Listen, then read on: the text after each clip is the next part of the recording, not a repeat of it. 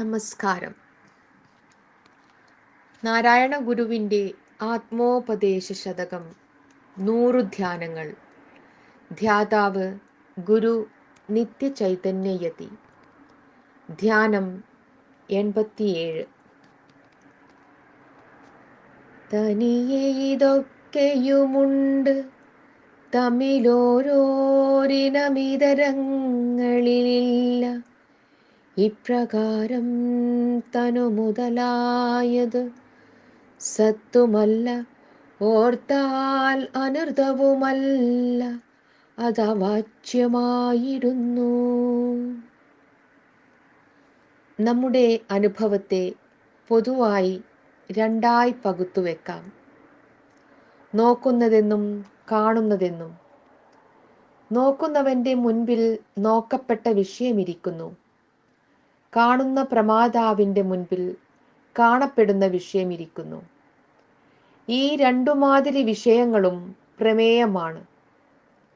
നോക്കുമ്പോൾ ഉണ്ടായിരിക്കുന്ന പ്രമേയത്തിൻ്റെ ചുറ്റും വിഷയനിർണയത്തിൻ്റെ കനത്ത വരയിട്ട് ഒരു പ്രമേയത്തെ വേറൊരു പ്രമേയത്തിൽ നിന്നും മാറ്റിവെക്കുക സാധാരണമാണ്. നോക്കുക എന്ന് പറയുമ്പോൾ അതിൽ സ്വോദ്ദേശ്യതയ്ക്ക് പ്രാധാന്യമുണ്ട്. കാണുക എന്ന് പറയുമ്പോൾ താല്പര്യമില്ലാതിരുന്നിട്ടും കാണുന്നു എന്ന് മാത്രം. ഉദാസീനമായിരിക്കുമ്പോൾ ഇന്ദ്രിയ വിഷയങ്ങളാകുന്നതും മനോവിഷയമാകുന്നതും ഏതാണ്ട് സ്വപ്നത്തിൽ എന്നതുപോലെ തമ്മിൽ കലർന്ന് അവ്യക്തമായിരിക്കുകയേയുള്ളൂ.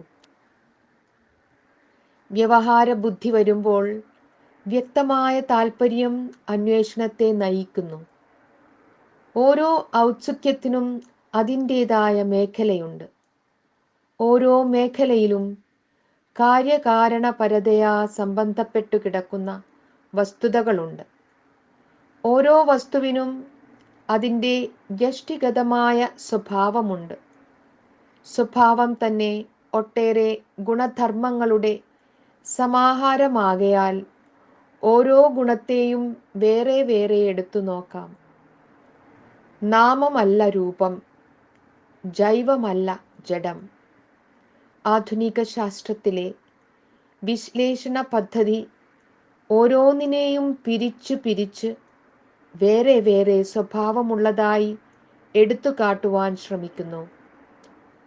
വ്യാവഹാരികമായ നിർദ്ദേശ തന്ത്രത്തിൽ ഓരോന്നിനെയും തനത് സ്വരൂപമുള്ളതായി കാണുന്നത് സംഗതമാണ്. ഒരു വ്യഷ്ടി വേറൊരു വ്യഷ്ടിയിൽ ഇല്ലെന്നുള്ളത് വാസ്തവം തന്നെ. രാമൻ കൃഷ്ണനല്ല, ശാകുന്തളം കുമാരസംഭവമല്ല. എന്നാൽ രാമനും കൃഷ്ണനും മനുഷ്യരാണ്. ശാകുന്തളവും കുമാരസംഭവവും സാഹിത്യകൃതികളാണ്.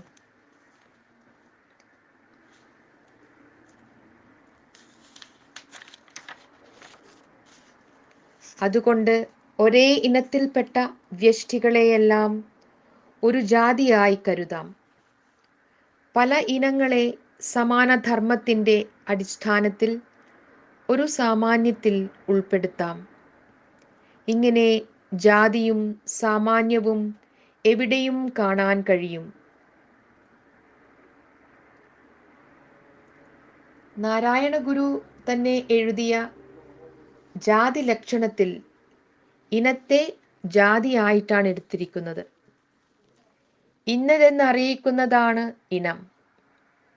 ഇനമെന്ന് ഒന്നില്ലെങ്കിൽ യാതൊന്നും ഉള്ളതായി സങ്കല്പിക്കുവാനോ പറയുവാനോ കഴിയുന്നതല്ല.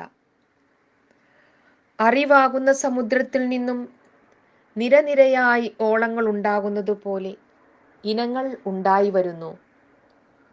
ഓരോ ഇനത്തിൻ്റെയും വ്യത്യസ്തമായ രൂപം മൂശ പിടിച്ചിട്ടുള്ളത് അറിവിൻ്റെ കരുവിലാണ്.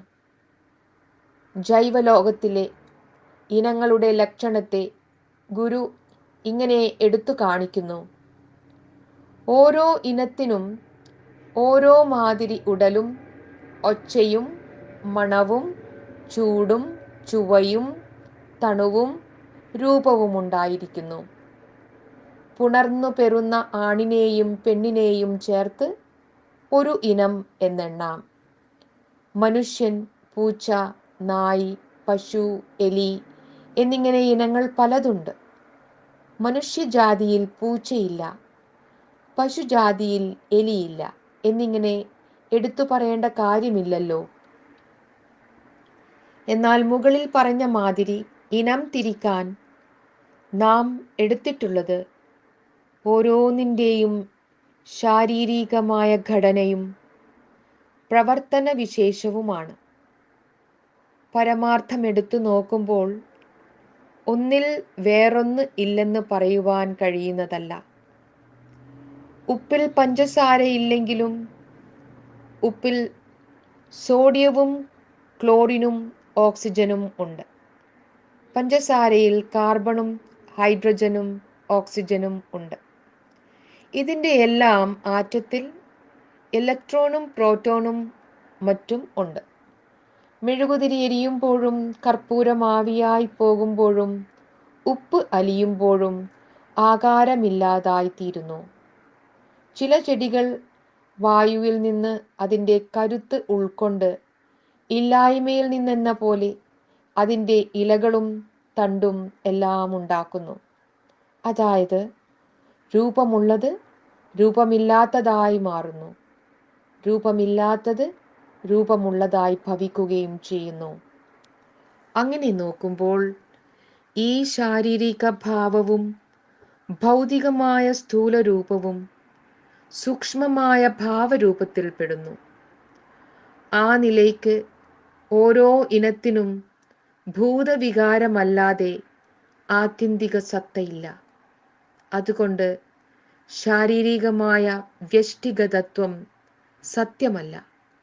എന്നാലും വെള്ളം ഓക്സിജനും ഹൈഡ്രജനുമായി പിരിയുന്നതുവരെ വെള്ളമാണ്. അതുകൊണ്ട് ജലത്തെ ജലമെന്ന് വിളിക്കുന്നത് തീരെ അസത്യമാണെന്നും പറഞ്ഞുകൂടാ. വ്യഷ്ടിഗതമായ രൂപങ്ങളൊന്നും അനൃതമല്ലെന്ന് പറഞ്ഞാൽ ഋതമാണെന്ന് വരുന്നു. ഋതം സത്യമല്ലെന്ന് പറയുന്നത് വിരോധാഭാസമാണ്. വാസ്തവം പറഞ്ഞാൽ സോപാധികമായ അറിവിൽ ഇങ്ങനെയൊരു വിരോധാഭാസം ഇല്ലാതിരിക്കുക സാധ്യമല്ല. അതുകൊണ്ടാണ് ശരീരം മുതലായത് സത്തുമല്ല, അനൃതവുമല്ല, അവാച്യമാണെന്ന് ഗുരു പറയുന്നത്.